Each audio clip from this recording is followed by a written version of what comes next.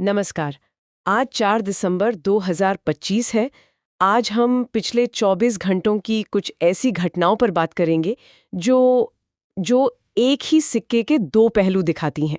हम्म। एक तरफ भारत भविष्य की बड़ी रणनीतिक और आर्थिक योजनाओं की नींव रख रहा है, तो दूसरी तरफ देश का मौजूदा इंफ्रास्ट्रक्चर, खासकर एविएशन सेक्टर, वो चरमराता हुआ दिख रहा है। बिल्कुल। आज की चर्चा शायद इसी विरोधाभास के इर्द गिर्द घूमेगी। सवाल यही है कि क्या हमारी जमीनी हकीकत हमारी बड़ी महत्वाकांक्षाओं का साथ दे पाएगी। सही। एक तरफ आप देखिए रूसी राष्ट्रपति के साथ हाई प्रोफाइल बैठकें हो रही हैं और दूसरी तरफ हजारों हवाई यात्री एयरपोर्ट पर फंसे हुए हैं।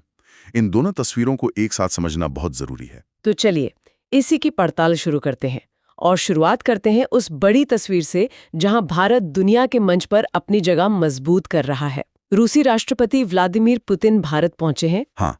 यूक्रेन युद्ध शुरू होने के बाद ये उनकी पहली भारत यात्रा है, जो इसे आप कह सकती हैं काफी अहम बना देती है। ये सिर्फ एक रूटीन वार्षिक शिखर सम्मेलन नहीं है। इस यात्रा का जो समय है, जो संदर्भ है, वो बहुत महत्वपूर्ण है। दुनिया एक तरह से दो खेमों में बटी हुई है और ऐसे में भारत रूस के साथ अपनी पुरानी दोस्ती को साधते हुए पश्चिमी देशों के साथ भी अपने रिश्ते मजबूत कर रहा है। ये एक बहुत ही नाजुक संतुलन है, आप समझिए। और इस बैठक में क्या खास मुद्दे? देखिए, इसमें रक्षा सौदों से लेकर आर्कटिक में जहाज बनाने में सहयोग और यूरेशियन इकोनॉमिक यूनियन के साथ व्यापार समझौते जैसे मुद्दों पर बात हो रही है। ये सभी भारत की लंबी अवधि की रणनीतिक स्वायत्तता को दर्शाते हैं। और ये महत्वाकांक्षा सिर्फ डिप्लोमेसी तक ही सीमित नहीं है ना? देश के अंदर भी बड़े आर्थिक बदलावों की तैयारी चल रही है। संसद का शीतकालीन सत्र शुरू हो गया है और सरकार कुछ बहुत बड़े बिल पेश कर रही है। हाँ, और इनमें दो बिल खास तौर पर ध्यान खींचते हैं। पहला है परमाणु ऊर्जा विधेयक। अच्छा। जो देश के न्यूक्लियर पावर सेक्टर में प्राइवेट कंपनियों के निवेश का रास्ता खोलेगा। और दूसरा है बीमा कानून संशोधन विधेयक, जो विदेशी निवेश की सीमा को 74% तक बढ़ाएगा। और इन सब के पीछे का मकसद क्या है? मकसद देखिए, 2047 तक विकसित भारत के लक्ष्य को पाने के लिए जरूरी 8% की आर्थिक विकास दर है, उसे हासिल करना। लक्ष्य तो बहुत बड़ा है और इसके लिए बड़े कदमों की जरूरत भी है, लेकिन क्या आलोचक ये नहीं कह रहे कि इनमें जोखिम भी है? बिल्कुल हैं। खासकर परमाणु ऊर्जा जैसे संवेदनशील क्षेत्र में निजी कंपनियों को लाना, क्या ये सुरक्षा के लिहाज से थोड़ी चिंता की बात नहीं है? सवाल बिल्कुल जायज है। परमाणु ऊर्जा में सुरक्षा और जवाबदेही सबसे ऊपर होती है। सरकार का तर्क यह है कि भारत को अपनी ऊर्जा जरूरतों को पूरा करने के लिए बड़े पैमाने पर निवेश की जरूरत है, जो सिर्फ सरकारी खजाने से मुमकिन नहीं है। एग्जैक्टली। प्राइवेट सेक्टर अपने साथ नई तकनीक और पूंजी लेकर आएगा, लेकिन हाँ, इसके लिए एक बहुत ही मजबूत रेगुलेटरी ढांचा बनाना होगा ताकि सुरक्षा से कोई समझौता ना हो। ये एक बड़ा दांव है जिसके फायदे और नुकसान दोनों हो सकते हैं। और इसी महत्वाकांक्षा की एक और मिसाल है सरकार का रेयर अर्थ परमानेंट मैग्नेट को लेके लिया गया फैसला। ये सुनने में बहुत तकनीकी लगता है, पर असल में ये है क्या और ये इतना जरूरी क्यों हो गया है अचानक? देखिए, ये आज की सबसे रणनीतिक खबरों में से एक है। आसान भाषा में समझें तो रेयर अर्थ मैग्नेट वो शक्तिशाली चुंबक हैं जो इलेक्ट्रिक गाड़ियों की मोटर से लेकर हमारे स्मार्टफोन, कंप्यूटर, लड़ाकू विमानों और मिसाइलों तक, मतलब हर आधुनिक चीज में इस्तेमाल होता है। और अभी तक इस बाजार पर चीन का लगभग एक छत्र राज रहा है। मतलब हम अपनी जरूरत की हर जरूरी चीज के लिए एक तरह से चीन पर निर्भर है। बिल्कुल। और चीन ने कई बार इन खनिजों की सप्लाई को एक हथियार की तरह इस्तेमाल करने की धमकी भी दी है। तो भारत का ये फैसला, जिसपे करीब 7,300 करोड़ रुपए खर्च होंगे, ये सिर्फ आत्मनिर्भर भारत की बात नहीं है। तो ये और क्या है? ये चीन के इस दबदबे को सीधी चुनौती देने की कोशिश है। भारत अब अमेरिका और यूरोप के साथ मिलकर एक वैकल्पिक सप्लाई चेन बनाने की कोशिश कर रहा है ताकि किसी एक देश के हाथ में दुनिया की टेक्नोलॉजी की चाबी ना रहे। ये एक लंबा खेल है, लेकिन भारत ने इसमें एक बड़ा कदम उठाया है। तो ये तो हुई भविष्य की बड़ी बड़ी योजनाओं और रणनीतिक चालों की बात, लेकिन जमीनी हकीकत वो कभी-कभी बिल्कुल अलग तस्वीर दिखाती है। आज देश भर के हवाई अड्डों पर हजारों लोगों ने इस हकीकत का सामना किया। हम बात कर रहे हैं इंडिगो एयरलाइन के जबरदस्त संकट की, जिसने भारत के घरेलू विमानन क्षेत्र को लगभग ठप कर दिया। ठप शब्द यहाँ बिल्कुल सही है। आंकड़े सच में चौंकाने वाले हैं। पिछले 2 दिनों में 550 से 600 उड़ानें रद्द हुई हैं। 500 से 600? जी। अकेले दिल्ली में 16,500 से ज्यादा यात्री सीधे तौर पर प्रभावित हुए। अब आप सोचिए, इंडिगो का घरेलू बाजार में 60% हिस्सा है। बहुत बड़ा हिस्सा है। हाँ, तो जब इंडिगो बैठती है तो पूरा सिस्टम हिल जाता है। मुंबई, बैंगलोर, हैदराबाद, हर बड़े एयरपोर्ट पर अराजकता का माहौल था। लेकिन ये समस्याएं तो नई नहीं है, मतलब पायलटों की थकान, कर्मचारियों की कमी या एयर ट्रैफिक कंट्रोल यानी एटीसी पर दबाव की बातें, ये तो हम सालों से सुन रहे हैं। इस बार ऐसा क्या हुआ कि सिस्टम पूरी तरह से बैठ गया? आपने सही कहा, ये एक परफेक्ट स्टॉर्म जैसा है जहां कई समस्याएं एक साथ आ गईं। लेकिन इसका सबसे बड़ा ट्रिगर बना डीजीसीए, यानी देश में हवाई सुरक्षा की निगरानी करने वाली संस्था। उसका एक नया नियम। अच्छा, नया नियम। हाँ, ये नियम पायलटों के आराम के घंटे बढ़ाता है और लगातार काम करने की सीमा को कम करता है ताकि उड़ानें ज्यादा सुरक्षित हों। नियम तो जरूरी था, पर बिल्कुल उनके पास अचानक इन नियमों को पूरा करने के लिए अतिरिक्त पायलट और क्रू नहीं थे।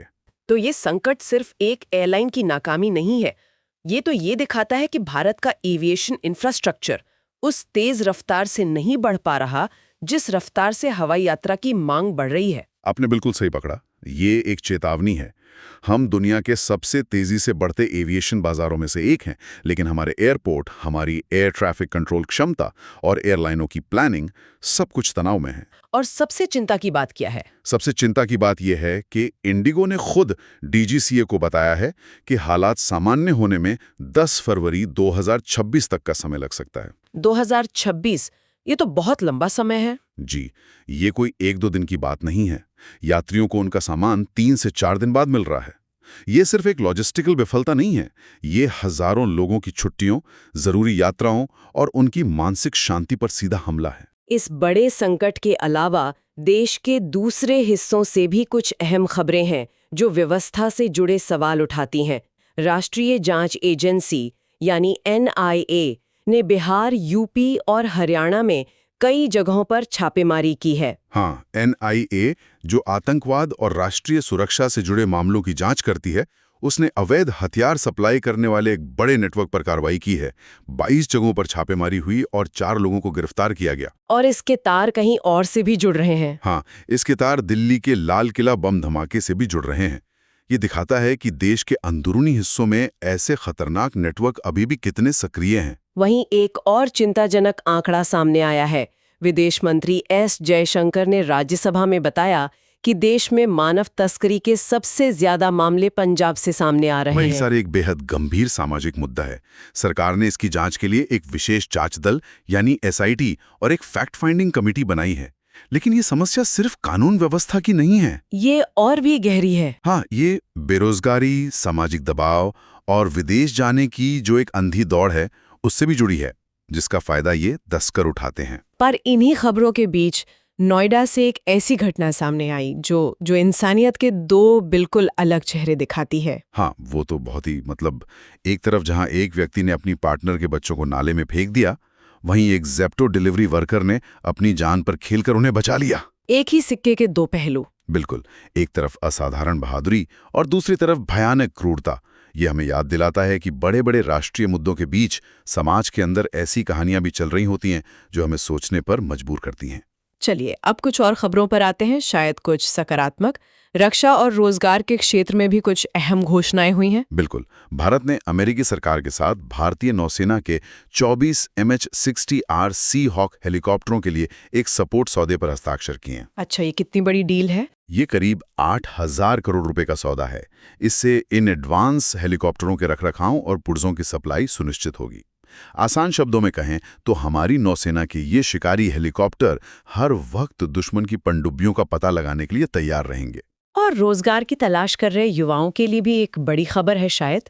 हाँ, रेल मंत्री अश्विनी वैष्णव ने घोषणा की है कि भारतीय रेलवे 2024-25 में 1,20,000 से ज्यादा पदों पर भर्तियां शुरू कर रहा है। 1,20,000, ये बहुत बड़ा आंकड़ा है। बहुत बड़ा। रेलवे भारत में सबसे बड़े नियोक्ताओं में से एक है और इतनी बड़ी संख्या में भर्तियां अर्थव्यवस्था के लिए भी एक अच्छा संकेत है। चलिए अब थोड़ा रुक करते हैं खेल जगत का, जहां क्रिकेट में काफी हलचल है। सबसे बड़ी खबर तो हार्दिक पांड्या की वापसी है।